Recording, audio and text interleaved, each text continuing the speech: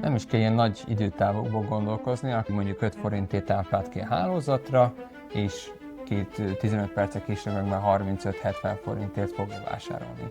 Hát az egy 14-szeres eltérés még így barátok között is.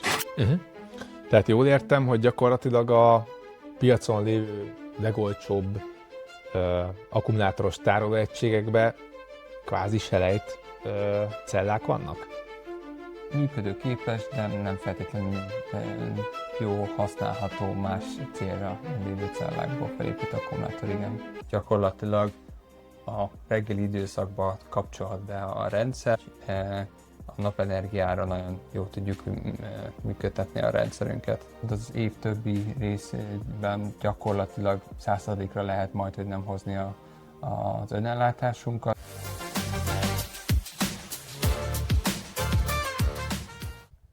Üdvözlöm Önöket! Itt vagyunk Múd Gerivel, napelemes Pioneerral, napelemes tervezőmérnöknél.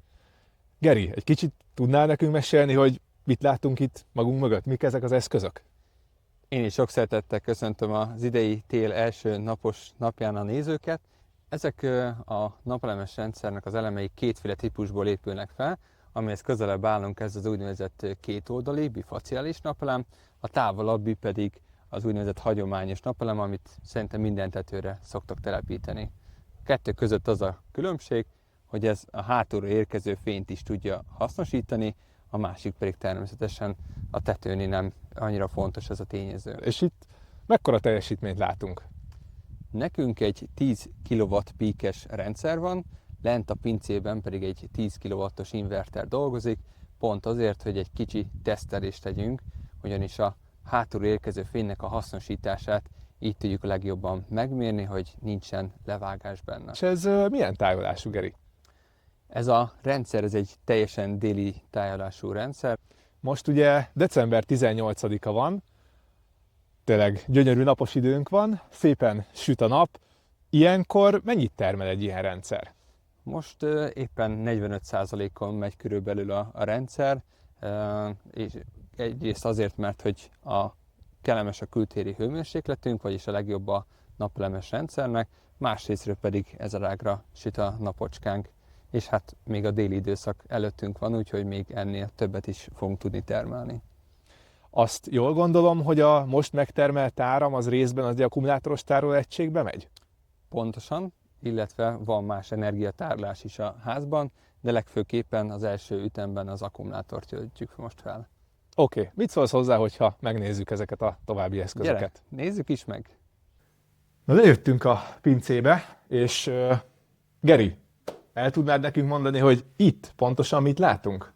Igen, ez egy hibrid inverter. Ez attól hibrid inverter, mert hogy tudja fogadni a napelemek felől érkező energiát, át is tudja alakítani nekünk a normál hálózati energiává, viszont tud akkumulátort is fogadni. Ennek láthatjuk itt egyébként még a kábelezését is, hogy hasonló a színezése, mint maga a napelemeknek, ugyanis ez egy úgynevezett DC csatolt energiatároló, ami a hatékonyságban a leghatékonyabb rendszer. Ez milyen teljesítményű ez az inverter? Ez egy 10 kW-os inverter, ugye beszéltük kint, hogy egy 10 kW peak maga a napelemnek a teljesítménye, és hozzá egy 7,7 kWh-s energiatároló kapcsolódik, ami 3 darab 2,5 kWh-s elemből épül fel. A pályázatban pedig 4 darabot, vagyis összesen 10 kWh-ra lehet majd pályázni. De ha jól tudom, akkor ezek modulárisak, és akár még a 10 kWh is tovább bővíthető. Nekünk ez minden gond nélkül, ugyanis maga a általunk kiválasztott rendszer, ez később bármikor bővíthető, nem fog gondot okozni, úgyhogy bármikor ezt 4 sor eltávolítás után plusz egy elemet föl tudjuk tenni a tetejére. Ugye említetted, hogy 10 kW-os az inverter, ennek van valamilyen haszna, hogy ez 10 kW-os, vagy lehetne akár kisebb is? Ez nagyon sok mindennek a függvénye, mekkora a fogyasztás az épületnek, mekkora napelemes rendszert szeretnénk, de nekünk alapjában a mi igényeinkhez volt szabva. Nagyon fontos viszont kiemelni itt a pályázati szempontból, hogy minél nagyobb inverterünk van, annál nagyobb úgynevezett aszimmetriát tud lekezelni. Ez az aszimmetria azt jelenti, hogy az épületben különböző fogyasztókat kapcsolgatunk ki és be, és ha nem ügyelünk azoknak a használatára, akkor az egyik fázison nagyobb teljesítményt tudunk használni, mint amit mondjuk az inverter napelemből vagy akkumulátor el tud látni. Világos. És hogyha jól értem, akkor most itt azt mondod, hogy gyakorlatilag egy hatékonyabb rendszert tudunk használni egy aszimmetrikus inverter által, és sokkal nagyobb mértékben tudjuk fedezni a saját fogyasztásunkat. Ez teljesen helyén való. És hogyha én nappal feltöltöm az akkumulátort, és este mondjuk szeretném használni az energiát, akkor jól gondolom, hogy elsődlegesen az akkumulátorból tudom ezt fedezni. Pontosan ez a fő célja, hogy a nappali többlet energia, amit éppen nem használunk fel, az menjen az akkumulátorba, és este, vagy ha nagyobb a fogyasztásunk, akkor pedig az energiatárolóból vételezzük a többlet energiát, és így gyakorlatilag a csatlakozási ponton, ahol a mérőórája van elhelyezve az ügyfélnek, ott pedig gyakorlatilag ne legyen energia áramlás. Erre van alapján beállítva az inverter, hogy ez az energiaáramlás ne valósuljon meg, ez szerint töltse és süsse ki az akkumulátorunkat. Ugye beszéltünk a fázisokról, hogy az aszimmetrikus inverter az ugye a fázisokat tudja külön kezelni, és a kérdés az, hogy ha valakinek egy fázisa van otthon, akkor mindenképp szükséges 3 fázisra bővíteni a villamos hálózatát, hogy tudjon telepíteni egy ilyen rendszert, vagy ez hogy néz ki pontosan? Ha valaki a mostani pályázatban vagy a jövőben nem szeretné nagyobb teljesítményű inverterre cserélni a mostani egyfázisú inverterét, akkor nem szükséges a bővítés. Ha viszont valakinek egyfázisú invertere most van, de megvan minden 3 fázisa, az előbb említett elszámolásból fakadóan érdemes kicserélni ezt egy 3 fázisú inverterre, és így az előbb említett aszimmetriát minden 3 fázisra tudja biztosítani. A másik pedig, amit érdemes kiemelni, az, hogyha nagyobb teljesítményű inverterre váltunk a pályázat vagy a szaldó elszámolás alatt, akkor pedig átkerülünk a bruttó elszámolásba, hogy erről ügyelni kell, hogy kisebb vagy azonos teljesítményű eszközre álljunk át. Az 1 és 3 fázis ilyen szempontból nem fog gondot okozni, de fontos, hogy az egy fázisról 3 fázisra tudunk csak váltani, visszafele már nem. És korábban még ugye jellemző volt, hogy egy fázison akár 5 kW-os teljesítményű invertereket is engedtek telepíteni. Ez manapság hogy néz ki, hogyha valaki ilyen 5 kW-os inverterrel rendelkezik egy fázison, akkor neki mit lehet mondani a pályázat keretein belül? Ha egy fázisa van, akkor minden gond nélkül ez megmaradhat, csak egy hibrid inverterre kell majd cserélnie. Oké. És tudsz-e még mondani valamit, hogy esetleg van-e még valami kritérium, amire figyelni kell mondjuk az épületben a villamos hálózat milyen állapotban van, vagy az elosztó dobozok hol vannak, vagy milyen állapotban vannak? Ha valaki a meglévő rendszerét most leváltja, vagy éppen nagyobbra cseréli, abban az esetben a éppen aktuális jogszabályoknak kell megfelelni. Úgyhogy emiatt meg kell majd nézni, hogy kell-e napelemes DC oldali tüzesíti leválasztót rakni, és nagyon fontos, hogy már 2 éve van az akkumulátoroknak elhelyezésére javaslat, egy tűzvédelmi irányzat, emiatt a közelség egy döntési szempont ebben az irányelvben, mi is ezt javasoljuk, az inverter meg az akkumulátor közel legyen egymáshoz, ha pedig kell, akkor inkább a napelem oldalra tegyük ezt a tüzeseti leválasztót.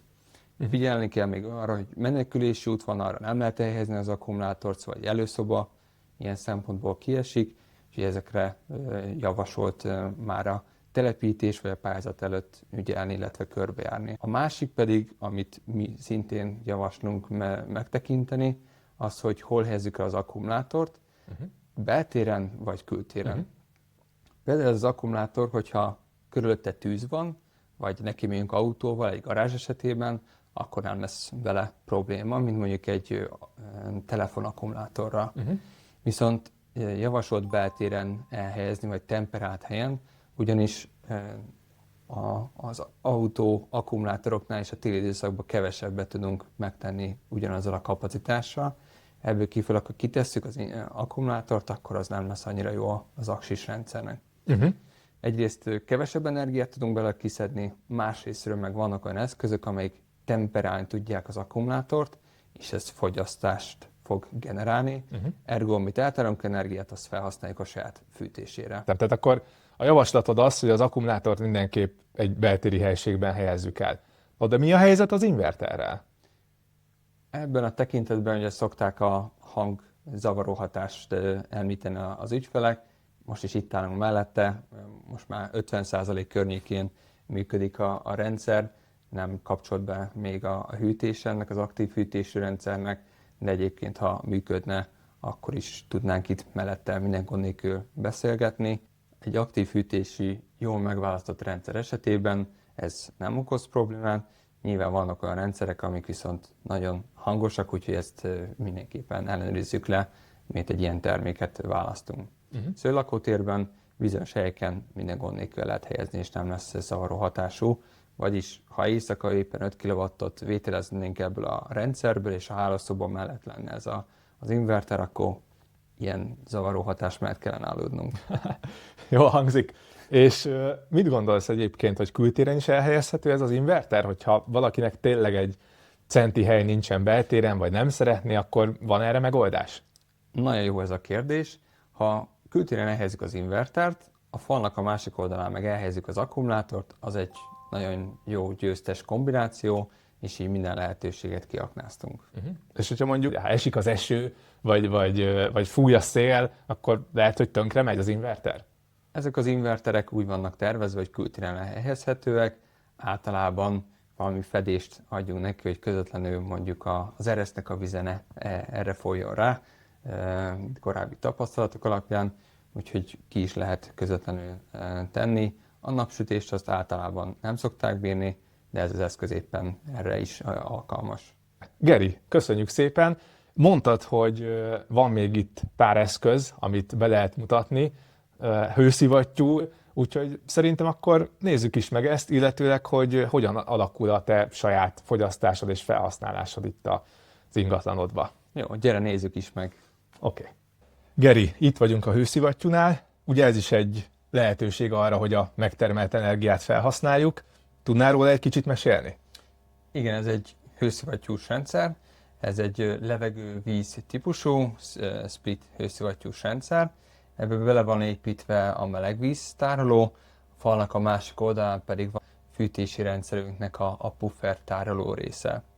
Ennek a rendszernek a üzemeltetése az teljesen automatikusan működik, viszont bele lehet avatkozni a napelemes rendszer az inverternek a segítségével.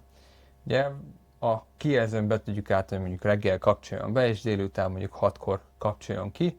Ezen kívül vannak még relék, amik be tudják azt kapcsolni, hogyha nagyon szépen süt a nap, akkor egy emelt hőmérsékletű állapotba kapcsoljon, és azt meleg víz, illetve a fűtési rendszerbe hőtárolásként valósítsuk meg. Ezen kívül pedig van még egy másik EMS energiamenedzsment rendszer, ami az egész rendszert üzemelteti.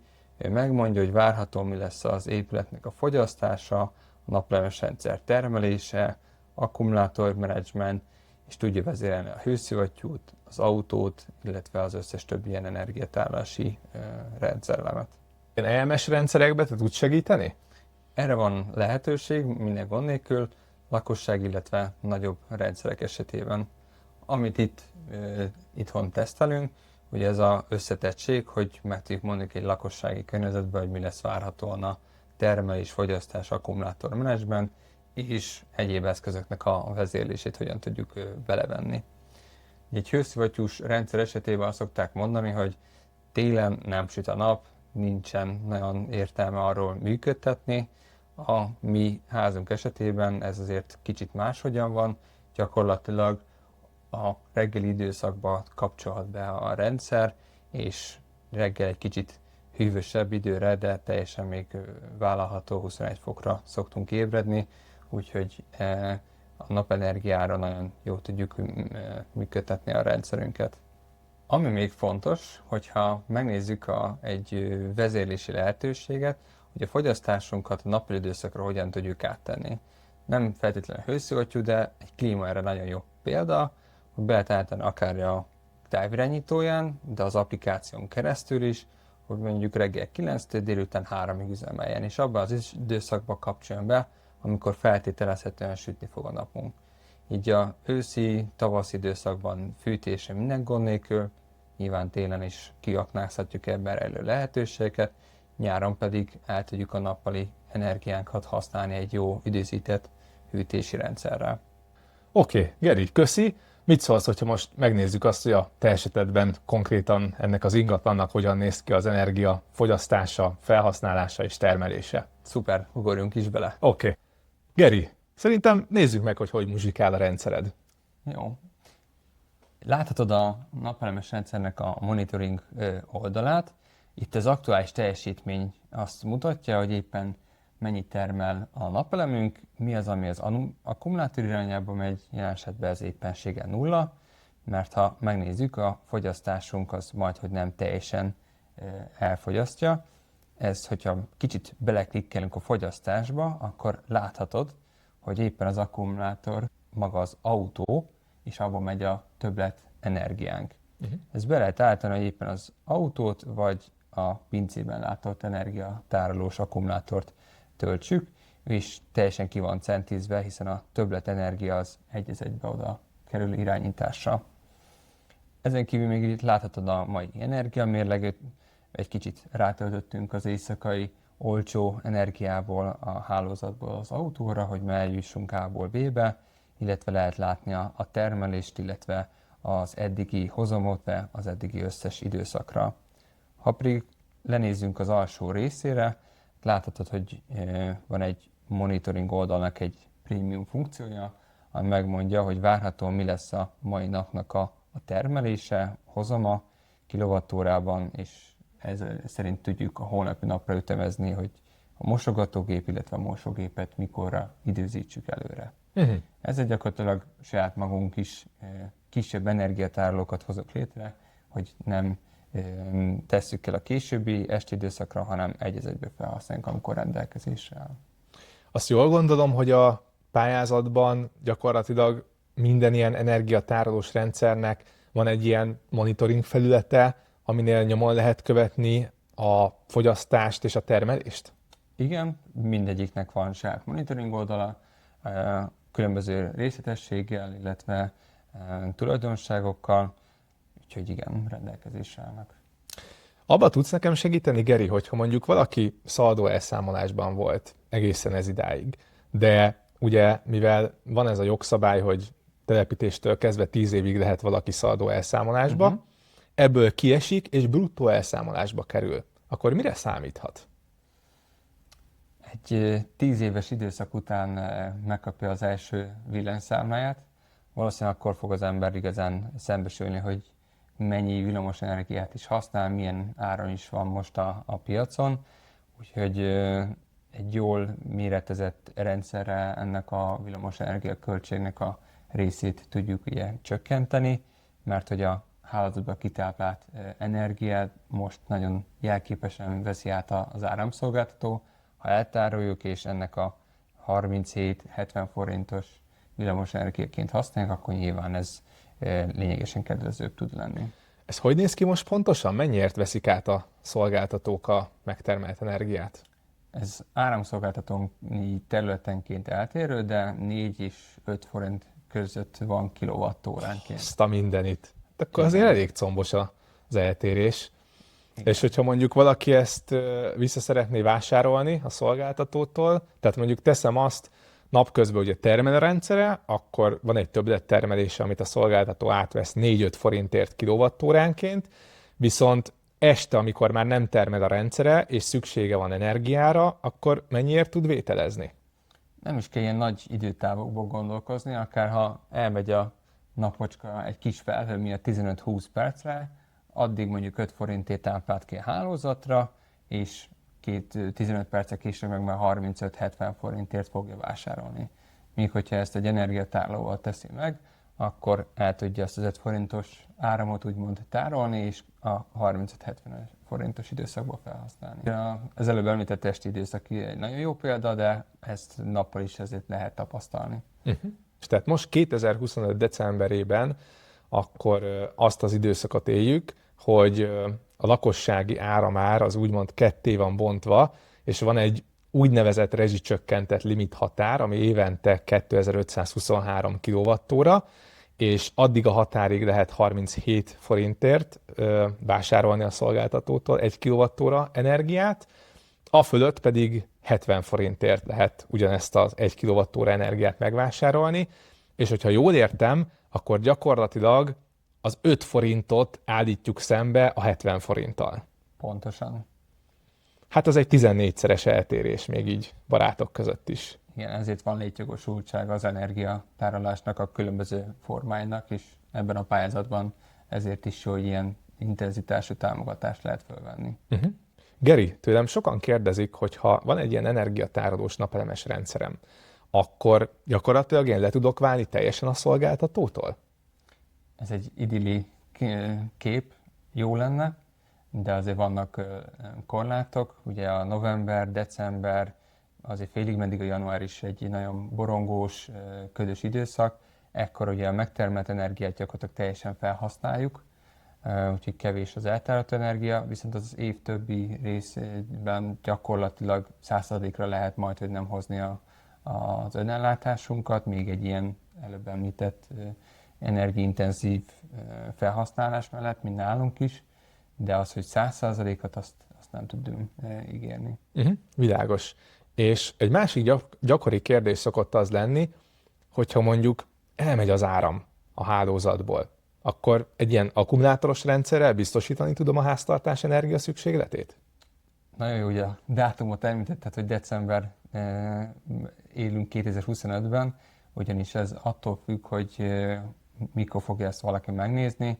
Jelenleg ennek az üzemállapota tiltva van, vannak áramszolgáltatók, ahol lehetséges, külön engedélyeztetés van rá, de például a mi rendszerünk is egy korábbi engedély kapcsán már megkapta ezt a szigetüzemi működését, úgyhogy mi tudjuk használni bizonyos főfogyasztókat erről a rendszerről.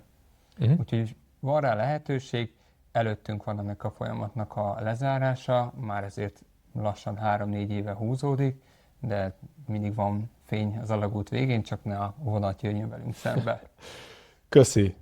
Egy másik gyakori kérdés szokott az lenni, hogyha valaki azt mondja, hogy neki ez tetszik, szeretné igényelni a pályázatban, vagy úgy, hogy van már egy meglévő rendszere, és amellé szeretné igényelni ezt az energiatárolós rendszert, vagy pedig úgy, hogy egy teljesen új rendszert szeretne telepíteni. Én azt gondolom, hogy szedjük ketté a dolgot, és kezdjük azzal, akinek már van egy meglévő napelemes rendszere, és szeretne egy energiatárolót inverterrel ugye igényelni a pályázatban, akkor az mire számíthat? A régi napelemeit, azokat ugyanúgy tudja használni tovább? Ez 99%-ban igen. Vannak az úgynevezett vékony filmes technológia napelemek, amiből még, amikor én is elkezdtem a szakmát, került telepítése, ezek általában már nem használhatóak. Ez egy nagyon szűk réteg, de gyakorlatilag mindenki másnak használható és telepíthető. Arra kell ügyelni, hogy ellenőrizni kell a meglévő rendszernek a kiépítését, azt kell valamilyen úton, módon átalakítani. Gondolok itt arra, hogy valakinek egyfázisú invertere van, valahol régen 2 stringre kellett kötni egy rendszert, most meg ezt egy stringbe föl lehet fűzni, és így több helyet, több kihasználtságot lehet az invertereknek biztosítani. Úgyhogy mindenképpen meg kell vizsgálni, illetve új védelmeket kell kiépíteni, úgy ezeknél a meglévő rendszereknél is. És hogyha mondjuk valaki egy teljesen új rendszert igényel, akkor az ő esetében van valami, amire oda kell figyelni?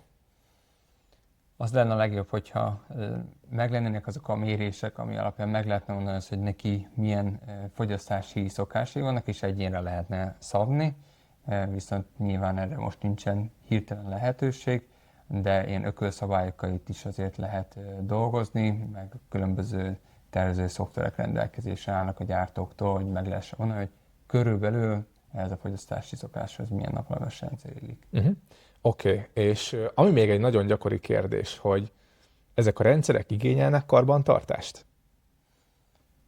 Mi itt lakunk az Alföldön, úgyhogy eléggé poros a környezet. Napelemeket azt szokták mondani, nem kell tisztítani, Most egyébként nagyon szép lemost az utóbbi pár hétnek a borongós, nedves időszaka a napelemeket, úgyhogy ilyen szempontból ez a része majdnem karbantartásmentes, meg az inverterek szintén elmondhatóak. Az aktív fűtésnek nyilván van ennek előnye, hogy mondjuk intenzívebb a levegőáramlás, ebből kifolyólag a kosz nem tud leragódni a különböző hűtőbordák között. Egy passzív fűtésnél ez nyilván jobban elő tud fordulni. A darazsak, madarak, egy szemrevételezést az ügyfeleknek azért érdemes megtenni, hogy nem költözött be valamilyen faj az inverterünk mellé. Az akkumulátorok is ilyen szempontból karbantartásmentesek.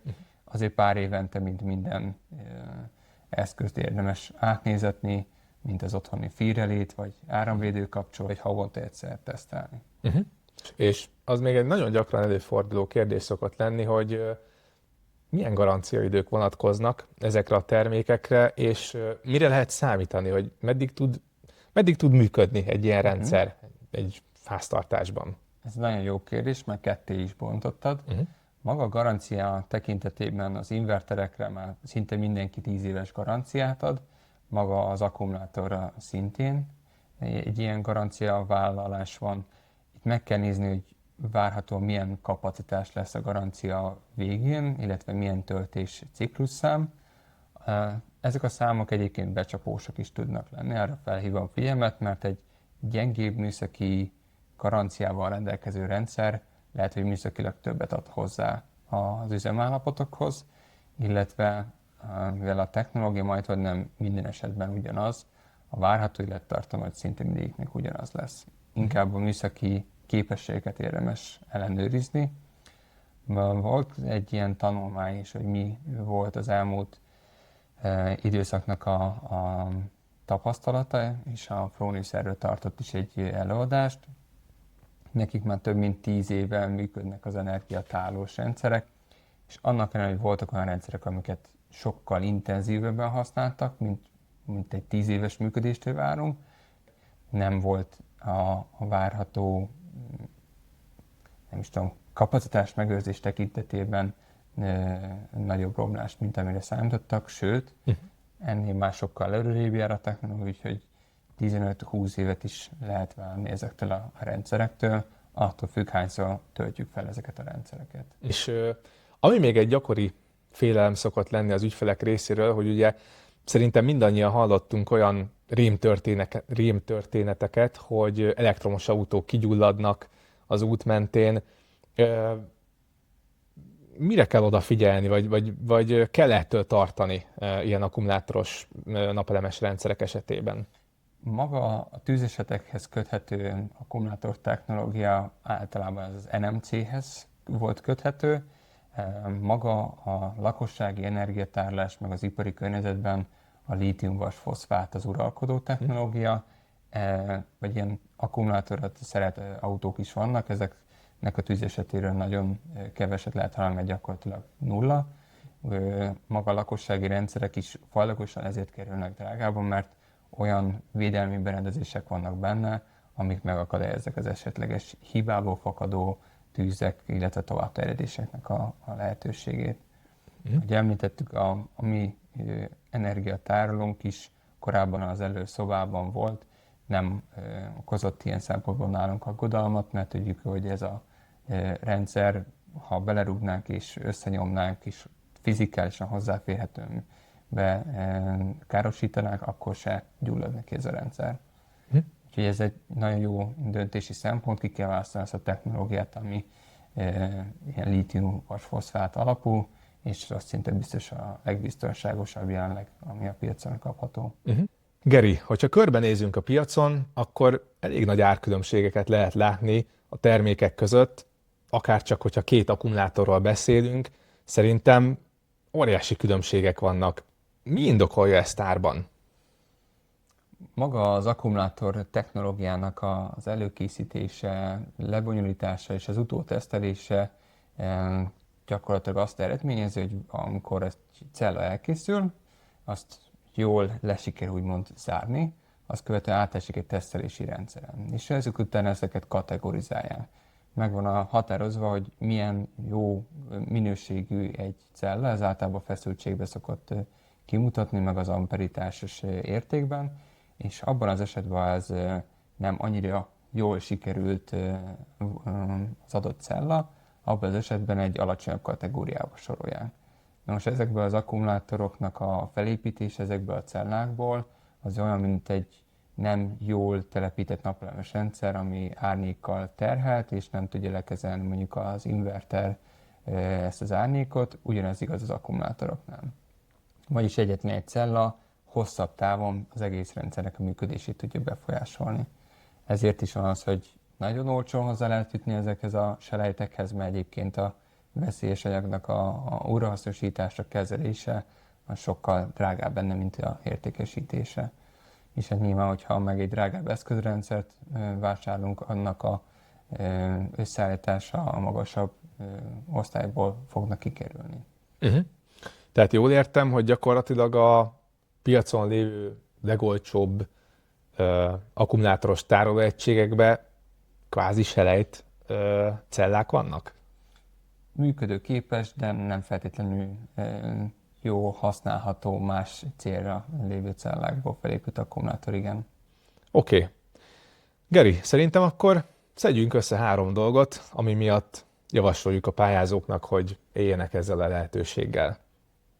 Legyen az első szerintem az, hogy ha választunk egy terméket, akkor mivel ez egy nagyon hosszú távú befektetés, magyarországi képviselettel, magyarországi gyártó jelenléttel mondjuk rendelkezzen, hiszen ha valami probléma van, akkor egy egyszerűbb ügymenetet tudunk végrehajtani, nem csak a kivitelezőre számíthatunk, ami szerintem szintén egy másik hasznos útra való, de ezzel valószínűleg te is egyetértesz. Abszolút. Én azt gondolom, hogy a második az az, hogy figyeljünk oda, hogy milyen céget választunk, ki lesz a kivitelezőnk, hiszen itt, ahogy Geri is mondta, olyan rendszerekről beszélünk, amelyek hosszú évekig, akár évtizedekig is szolgálnak minket, úgyhogy mindenképp olyan céget válasszunk, aki már hosszú évek óta telepít napelemes rendszereket, van tapasztalata akkumulátoros napelemes rendszerek telepítésében is, és várhatóan még hosszú évekig a piacon lesz, hiszen hogyha valami problémánk adódik, akkor legyen kihez fordulnunk. Ennek a gondolatmenetnek a folytatásával, mivel ez egy hosszú távú befektetés, szinte biztosan lesznek olyan energetikai átalakulása a háznak, akár a fűtéskorszerűsítés, a mobilitásnak az elektrifikációja, ami egy holisztikusabb rendszert kíván meg, vagyis szeretnénk egy olyan kiépítendő rendszert, ahol akár az autótöltés, a hőtárolás és egyéb ilyen vezérlés, működtetés az tud megvalósulni. Az adott eszközrendszernek legyen ezekre megoldása, és tudjon ténylegesen vezérléssel energiát más állapotokban is eltárolni. Úgyhogy én azt javaslom itt harmadik útmutatónak, hogy egy holisztikus, egységes rendszert válaszunk, aminek van több lába is, nem csak egy egyszerű akkumulátor, illetve egy inverter. Oké, Geri, köszi szépen, és ahogy hallhatták, én azt gondolom, hogy érdemes megfogadni a tanácsainkat, és mindenkinek sikeres pályázatot kívánok. Viszlát! Sikeres pályázatot kívánok mi is!